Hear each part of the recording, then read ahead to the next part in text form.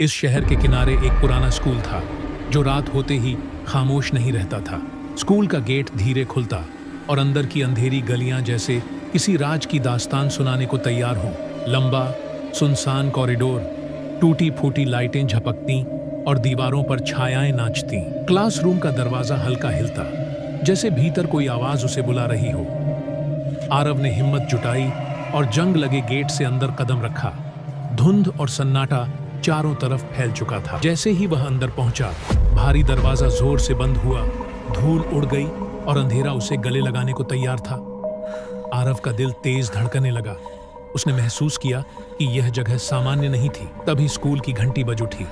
गूंज हर कोने में फैल गई और दीवारें कांप उठीं। कॉरिडोर में हर क्लास का दरवाजा अपने आप खुलने लगा। अंदर कुछ नहीं था, फिर भी डर सा महसूस हो रहा था। उसी पल आरव समझ गया कि वह अकेला नहीं है। अंधेरे से निकलती ठंडी उंगलियां उसकी तरफ बढ़ रही थीं। खाली क्लासरूम में हवा ठंडी थी, लेकिन बोर्ड पर लिखी चौक की लाइनें उसे चेतावनी दे रही थीं। चौक अपने आप चलते हुए शब्द लिखने लगी। घर जाओ, और आवाज में डर छुपा था। आरव ने धीरे धीरे पीछे मुड़कर देखा और वहां खड़ा अजीब सा साया उसके दिल को थाम रहा था। उसकी आंखें खाली थीं, जैसे उनमें कोई आत्मा नहीं।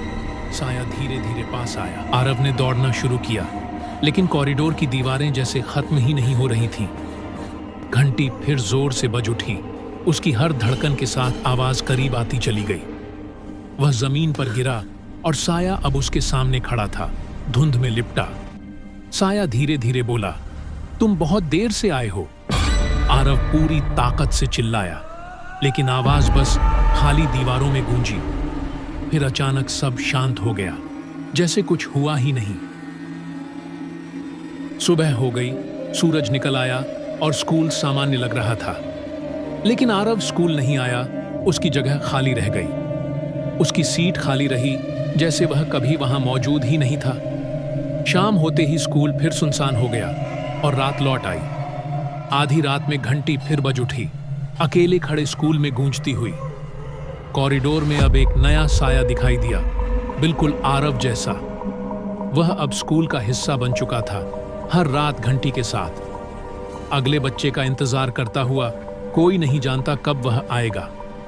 स्कूल की दीवारें अभी भी गवाह हैं, हर रात वही कहानी दोहराती हैं।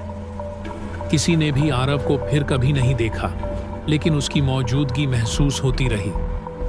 जैसे ही रात हुई, स्कूल का सन्नाटा डरावना और गहरा हो गया। हर दरवाजा, हर खिड़की जैसे किसी का इंतजार कर रही हो। चांद की रोशनी स्कूल पर पड़ती और दीवारों पर डरावनी छायाएं बनाती।